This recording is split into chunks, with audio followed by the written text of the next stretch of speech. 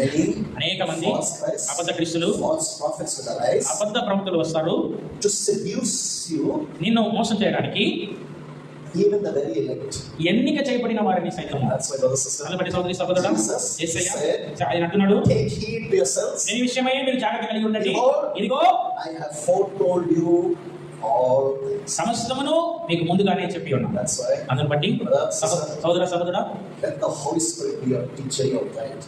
ఆ పరిశుద్ధాత్మ దేవుడే నీకు బోధకుడుగా ఉండండి, నిన్ను నడిపించేవాడుగా ఉన్నాడు. Trust any man, ఏ మనుషుని కూడా నమ్మొద్దు, only trust in God. దేవుని యందు మాత్రమే నమ్మిక Let ఇచ్చండి. him be your teacher, let him be your comforter. Anything you want to ask him, he is truth. Men are all liars. అయితే ఏ కార్యమైనా కూడా, ఏ విషయంలో అయినా కూడా ఆయన అడగండి, ఆయన మీకు నేర్పించనివ్వండి, ఎందుకంటే ఆయన సత్యమో, మనుషులు అబద్ధికులు. One day when brother, ఒకరోజు ఒక సహోదరుడు after I preached, నేను వాక్యం చెప్పిన తర్వాత he came and said, ఆయన వచ్చి అన్నాడు, "Yo, pastor, అయ్యో పాస్టర్ గారు, if you preach like this, మీరు ఇలా వాక్యం చెప్తే ಯಾರು ಒಣ್ಣು ಕೂಡ ನಂಬ ಮಾட்டாರ pastor. ఎవరు మిమ్మల్ని కూడా నమ్మరు పాస్టర్. அப்போ யார் ஒண்ணுட வர மாட்டாங்க. I said அதுதான் நான் வேணும். யார் என்ன நம்ப கூடாது, யார் என்கிட்ட வரக்கூடாது, எல்லாரும் ஆண்டு கிட்ட வரணும். అయితే ఎవరు మీ దగ్గర కూడా రారంటే నేను అదే నాకు కావాలి. ఎవరు నన్ను నమ్మకూడదు, ఎవరు నా దగ్గరికి రాకూడదు, అందరూ దేవుని నమ్మాలి. What you also sister, మీరు కూడా అలాగే ఉండాలనుకున్నాను. trust any man, ఏ మనుషుని నమ్మొద్దు, only trust in Jesus. యేసయ్య నందే విశ్వాసం. He said, ఆయన అన్నాడు, I am the way, నేనే మార్గమును, truth, సత్యమును, జీవమును. only Jesus is truth. యేసయ్య మాత్రమే సత్యం. మనుషులందరూ అబద్ధికులు. And especially these last days, ఈ అంత్య దినాల్లో ప్రాముఖ్యంగా now I'm hearing నేను వింటున్నాను, so many men of God that I knew, నాకు తెలిసిన అనేక మంది దైవజనులు all started well. ప్రారంభంలో చాలా మంచిగా ప్రారంభించారు.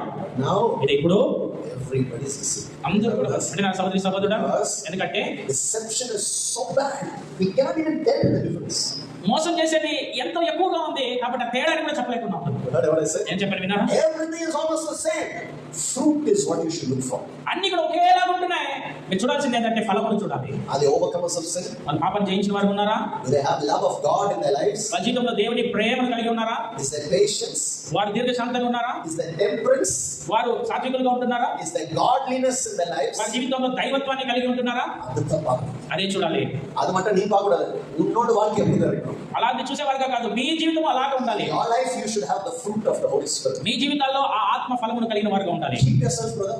మిమ్మల్ని జాగ్రత్తగా పెట్టుకోండి Keep సహోదరుడా. yourself with all diligence, because our time on earth, Jesus is coming, is very near, very short for us. జ్ఞానం కలిగిన వారే మిమ్మల్ని మీరు జాగ్రత్తగా కలిగి ఉండండి, ఎందుకంటే సమయం కొద్దిగా ఉంటున్నది. యేసే త్వరగా రాబోతున్నాడు. My advice to you is అసలు ఏంటంటే fellowship with God more. ఇంకా ఎక్కువగా దేవునితో సహవాసం కలిగి ఉండండి. Read His word. వాక్యాన్ని చదవండి, ఆయన వాక్యాన్ని వినండి. Walk in His word. Turn from sin world. உன்னில் வந்துருங்க. Seek God with all your heart. ఆయన వాక్యాన్ని ప్రకారం నడుచుకోనండి. లోకాన్ని, పాపాన్ని విడిచిపెట్టి వచ్చి మీ పూర్ణ హృదయంతో దేవుని మీరు వెతకండి.